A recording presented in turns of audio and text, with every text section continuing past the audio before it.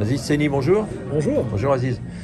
Bon, on se connaît Aziz, vous êtes très actif pour le développement des entrepreneurs dans les quartiers. Vous êtes vous-même entrepreneur, hein. Vous avez quoi? Vous avez plusieurs entreprises, vous êtes en Afrique, au Sénégal, c'est mon taxi. Vous avez monté une... Alors je dirige deux entreprises, une en France qui s'appelle Impact Real Estates, qui est une société d'investissement immobilier spécialisée dans les bureaux situés dans les villes qui ont en leur sein des quartiers prioritaires de la politique de la ville. Nous investissons dans des petites et moyennes surfaces pour les mettre en location à des entreprises, TPE, PME qui veulent venir s'installer sur ces territoires.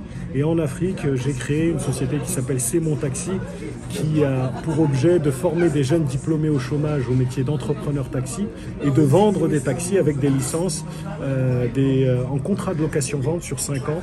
Ouais. Et ce sont des véhicules propres, essentiellement du GPL Essence. C'est mon taxi à Dakar, Sénégal. Donc l'entrepreneuriat, vous connaissez, Aziz, vous avez 45 ans, on l'a dit, et vous êtes au MEDEF, vous occupez du développement justement des entrepreneurs dans les quartiers. Alors, vous avez des propositions à faire? Bon, entre nous, on parle beaucoup de ces quartiers, il y a vraiment un potentiel excessivement important de dynamisme et de ressources à développer là. Comment vous voyez les choses? Bon, pour moi, langue de bois, sans langue de bois, vous savez, ça fait 20 ans que je travaille sur le sujet.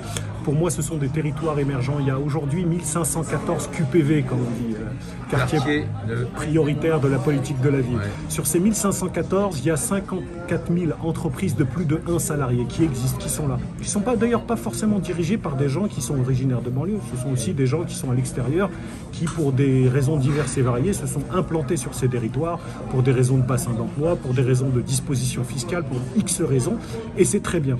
Donc moi, mon sujet, c'est comment on fait pour aider ces 54 000 entreprises à se développer. Comment on fait pour aider celui qui a 1 salarié à passer à 5 salariés, celui qui a 10 salariés à passer à 100 salariés. Comment on fait pour que ces PME installées dans ces territoires deviennent des ETI? Oui, parce qu'Aziz Seni, vous pensez qu'il faut... on a beaucoup parlé de création d'entreprise, mais c'est peut-être plus productif de développer les boîtes déjà existantes pour en faire des grosses PME.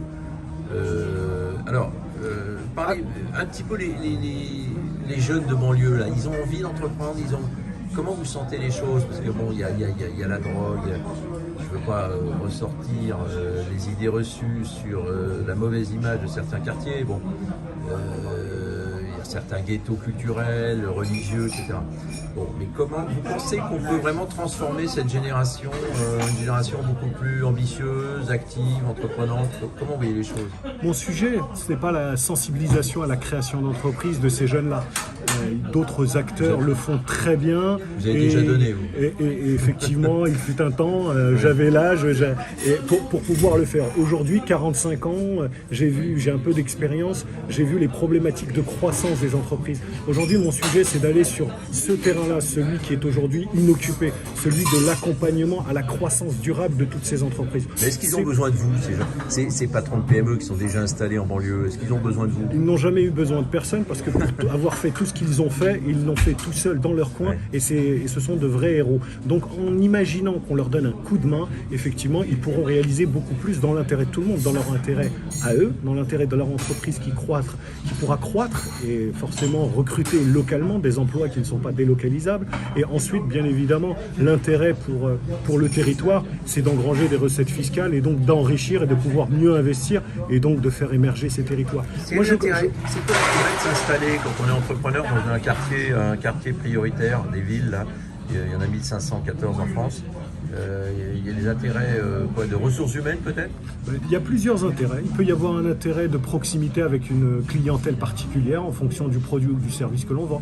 Il peut y avoir un intérêt de bassin d'emploi. Je suis une société de sécurité, de nettoyage, de jardinage. Peut-être que les bassins d'emploi sont plus propices pour que je puisse recruter. À l'heure où on parle de difficultés d'entreprise à recruter, c'est pas mal d'être proche du bassin d'emploi où on peut trouver les ressources humaines adéquates. Je vous rappelle quand même que c'est le premier vivier de jeunesse de ce pays, c'est le premier taux de chômage de ce pays. Donc quand on le voit de manière négative, on dit bon, il y a beaucoup de jeunes qui ne travaillent pas, mais quand on le voit de manière positive, on se dit il y a un vivier de ressources humaines importantes, prêts à travailler, prêts à se former, et dans l'intérêt des entreprises et de leur croissance. Encore faut-il, pour recruter, ça les entrepreneurs le savent, le recrutement ne se décrète pas, on ne crée pas de l'emploi par invocation. Il faut de la croissance, il faut du chiffre d'affaires, il faut du carnet de commandes. Et c'est là que nous intervenons, en accompagnant dans la croissance, par exemple en aidant ces entreprises à répondre à des appels d'offres publics, en les aidant à se faire référencer auprès des grands groupes. Ça, c'est du très concret. En les aidant aussi à mieux acheter. Parce qu'on parle souvent de croissance d'entreprise par le chiffre d'affaires. On oublie que la rentabilité, c'est aussi réduire les charges. Et réduire les charges, ce sont les services généraux, ce sont les achats non stratégiques ou stratégiques pour les entreprises. Vous voulez aider ces PME à, par exemple, aller à répondre aux appels d'offres des collectivités ou des administrations, parce que souvent les TPE-PME sont exclus de ces appels d'offres, de les aider à se former. Aziz Seni, honnêtement, ce potentiel humain dans les quartiers prioritaires, il ne demande qu'à travailler, il ne demande qu'à être engagé dans des projets ambitieux. Vous savez, il y a deux écoles. Il y a ceux qui voient le verre à moitié vide et ceux qui voient le verre à moitié plein. Vous savez, être entrepreneur, c'est être optimiste et réaliste. Moi, je crois pertinemment et foncièrement que ce sont des territoires émergents. Il y a un vivier de jeunesse extraordinaire. Il y a une main-d'œuvre disponible qui, dans la large majorité, veut travailler et prendre sa place. Il y a du foncier disponible. Ce n'est pas le cas partout et on le voit à Paris intramuros ou à Lyon ou à Marseille. Le foncier devient un sujet. Donc, effectivement, il y a une opportunité dans ces territoires. Évidemment, toutes les entreprises n'iront pas s'installer là, mais on l'a vu avec le 93. Des tas d'entreprises ont été s'installer. Le 93. Et le bilan, alors, avec le recul, vous avez les retours d'expérience. Qu'est-ce qu'ils disent les employeurs qui ont fait le pari de ce renouveau des quartiers? Qu'est-ce qu'ils disent? La preuve la plus flagrante, c'est qu'ils y sont encore. Celles qui ont été s'installer ne sont jamais revenues. Et demandez à des grands groupes comme SFR ou comme BNP si elles regrettent d'avoir installé quelques agences, quelques bureaux dans le département du 93. Non, au contraire. Comme VP de Jacques-Antoine Rangeon, qui est historiquement, lui, dans le nord de Paris. Donc c'est positif tout ça, Aziz. Donc vous dites qu'en fait, il faut regarder le verre à moitié plein, en fait. Vous êtes l'homme du verre à moitié plein. Bon, dites-moi, Aziz, je ne peux pas vous laisser comme ça à 15 jours des présidentielles. Vous avez fait de la politique avec Jean-Louis Borloo, notamment. Comment vous voyez un petit peu cette élection? Vous trouvez qu'on aborde bien les enjeux? Vous trouvez qu'il y a une dynamique qui pousse à la réconciliation, c'est pas le mot, mais qui pousse à l'union sacrée pour vraiment redresser le pays? Comment vous voyez les choses? Vous savez, il y a deux écoles. Il y a ceux qui veulent diviser les Français, ceux qui veulent les rassembler. J'ai toujours été du côté de ceux qui veulent rassembler parce qu'on est plus fort ensemble. On peut être fort dans nos diversités régionales, culturelles. Moi, je suis pour que cette notion de France reprenne un peu le dessus. Et on peut être français. André Malraux disait « Je considère comme français tous ceux qui veulent la grandeur de la France ». Donc moi je m'inscris pleinement dans cela et chacun doit amener sa pierre à l'édifice. Moi sur mon sujet qui est celui du développement économique des banlieues, je regrette vraiment qu'aucun des candidats ne présente un plan de développement à 5 ans. Faire émerger, sortir de la pauvreté ces territoires-là, ça passe, c'est une lapalisse.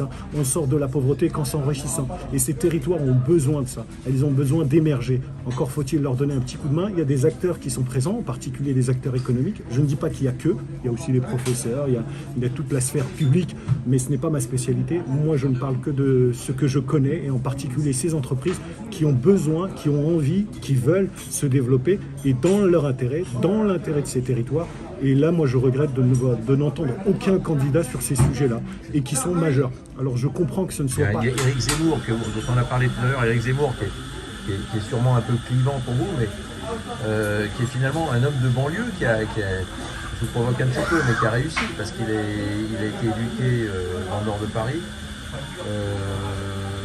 Qu'est-ce que vous disiez? Vous connaissez beaucoup de jeunes qui allaient voter pour lui. Écoutez, moi, ma philosophie, c'est ni coco, ni facho, pour être très direct. Je suis un homme apaisé, je suis un homme équilibré, je suis Ouais. Oui, Union sacrée. les extrêmes, qu'ils soient politiques ou religieux, je les combats et je n'en Marine veux Le pas. Pen a beaucoup changé aussi. Ouais, vous savez, le diable s'habille en Prada aussi, il n'y a pas de difficulté. Pour moi, les extrêmes ne sont pas une solution, ils amènent plus de problèmes que d'espérance, c'est plus de la tristesse, c'est plus de la division. Pécresse, que vous avez bien connu.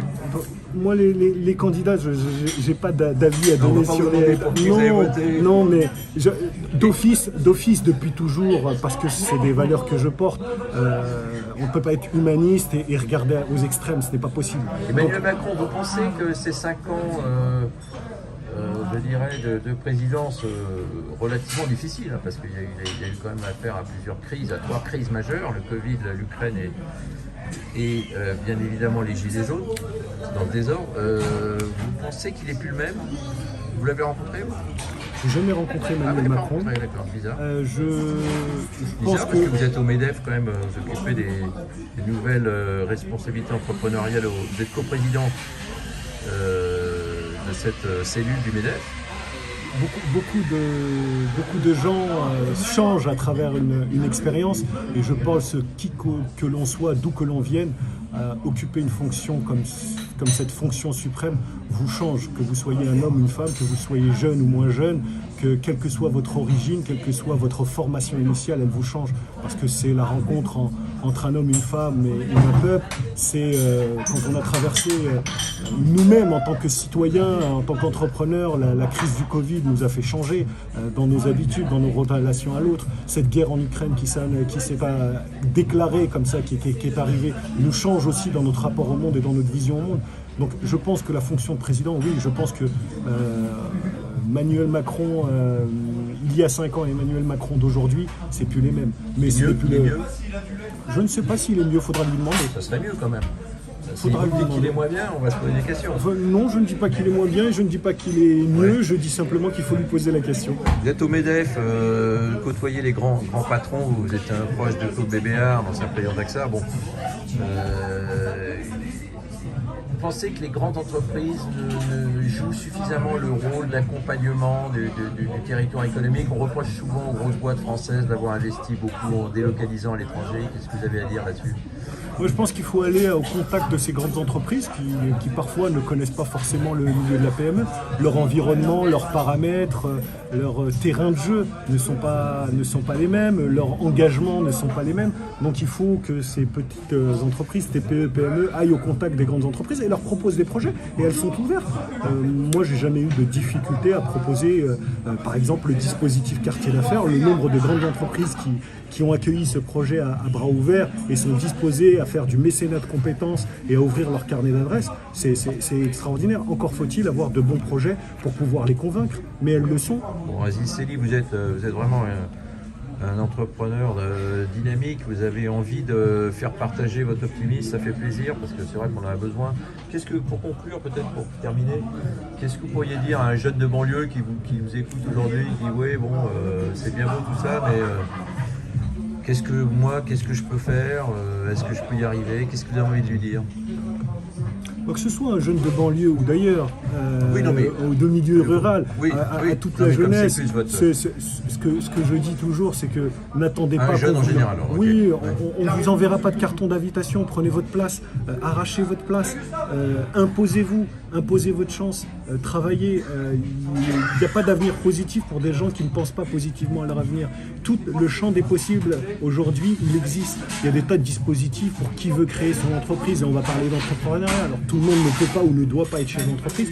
Pour ceux qui en rêvent, aujourd'hui, les dispositifs sont multiples. Il y a des réseaux d'accompagnement, il y a du financement, il y a de l'argent, il y a des conseils.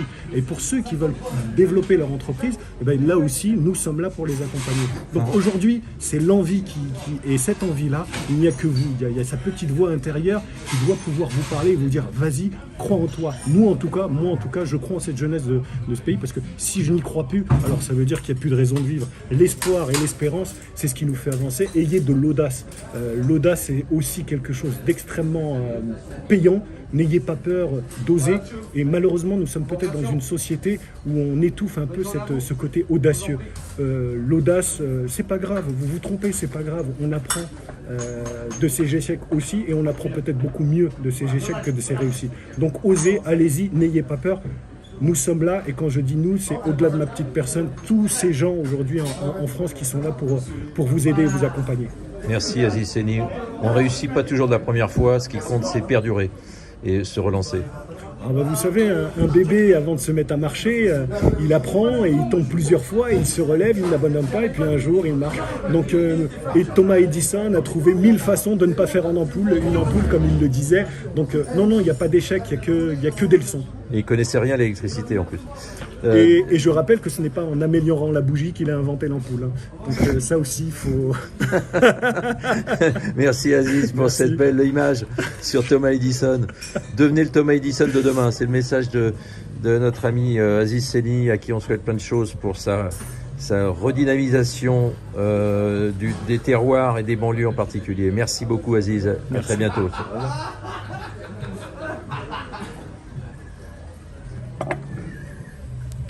Tu peux gagner, c'est vraiment son programme en plus. C'est mon dernier livre en kiosque. Je me fais un peu de pub parce que si je m'en fais pas, je ne veux pas qui va m'en faire. Hein. Bah, je vais t'en faire. Moi. Toi, tu vas m'en faire dans les quartiers. Non, partout, au MEDEF aussi, parce que Geoffroy Roux de Bézieux, il faut... Tu le connais ? Oui, très bien.